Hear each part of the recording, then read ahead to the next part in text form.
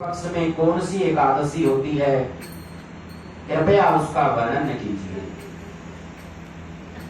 भगवान श्री कृष्ण बोले कि राजन सुनो, मैं तुम्हें एक पाप नाशक उपाख्यान सुनाता हूं, जिसे पूर्व काल में ब्रह्मा जी ने नारद जी के पूछने पर बताया था।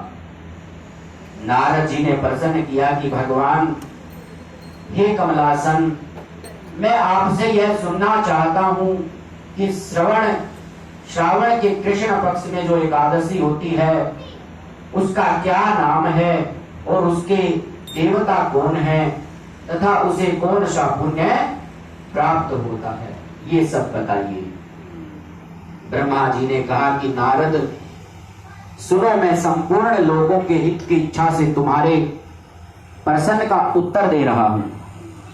श्रावण मास में जो कृष्ण पक्ष की जो एकादशी होती है उसका नाम कामिका एकादशी है।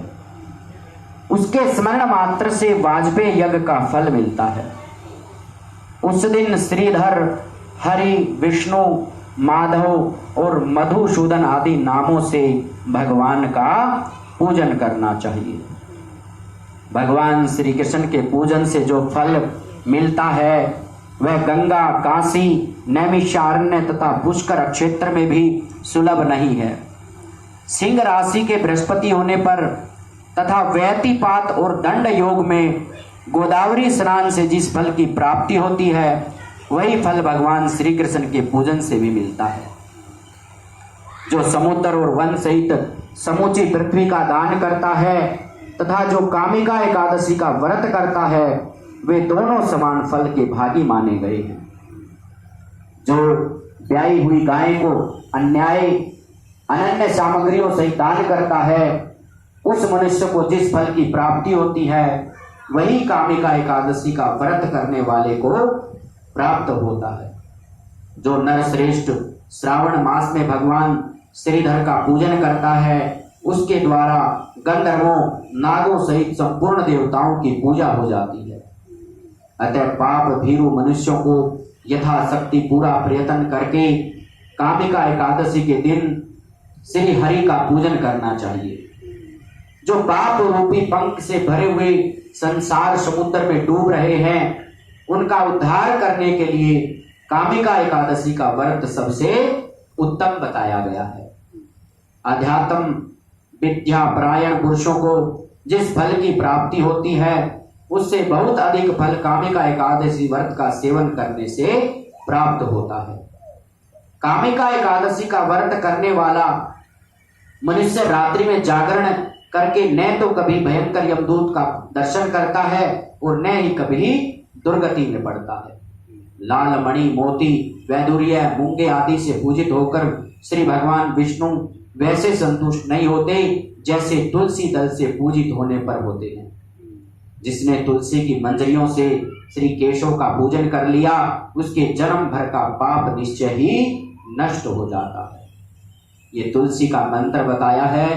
या दृष्टा निखला संगम सनि सप्राष्टवास पावनी रोगावणा निरसनी सिंताग्रासनी प्रायवसनै भगवता कृष्णा शोभिता नायास्ता चरणे विमुक्ति फलदः तस्यै तुलस्यै नमः। कि जो दर्शन करने पर सारे पाप समुदाय का नाश कर देती है। जो ये मंत्र बोला गया है इसका फिर जो है ये अर्थ बता रहे हैं कि जो दर्शन करने पर सारे पाप समुदाय का नाश कर देती है, स्पर्श करने पर शरीर को पवित्र बनाती है, प्रणाम करने पर रोगों का निवारण करती है, जल से सींचने पर यमराज को भी भय पहुंचाती है, आरोपित करने पर भगवान श्री कृष्ण के समीप ले जाती है और भगवान के चरणों में चढ़ाने पर मोक्ष रूपी फल प्रदान करती है, उस तुलसी देवी को मैं नमस्कार करता हूँ। जो मनुष्य एकादशी को दिन रात दीपदान करता है उसके पुण्य की संख्या चित्रगुप्त भी नहीं जानते। एकादशी के दिन भगवान श्री कृष्ण के सम्मुख जिसका दीपक जलता है उसके पितृ स्वर्ग लोक में स्थित होकर अमृत पान से तृप्त हो जाते हैं। घी या तिल के तेल से भगवान के सामने दीपक जलाकर मनुष्य देह त्याग के पश्चात करोड़ों दीपकों से पूजित हो स्वर्ग लोक में जाता है। भगवान श्री कृष्ण कहते हैं, युधिष्ठिर, यह तुम्हारे सामने मैंने कामिका एकादशी के महिमा का वर्णन किया है। कामिका सब पातकों को हरने वाली है, अतः मानवों को इसका व्रत अवश्य करना चाहिए। यह स्वर्गलोक तथा महान पुण्य फल प्रदान करने वाली है। जो मनुष्य श्रद्धा के साथ इसका महात्म्य स्मरण करता है वह सब पापों से मुक्त हो श्री विष्णु लोक में जाता है। एक गांव में एक वीर क्षत्रिय रहता था। एक दिन किसी कारणवश उसकी ब्राह्मण से हाथापाई हो गई और ब्राह्मण की मृत्यु हो गई।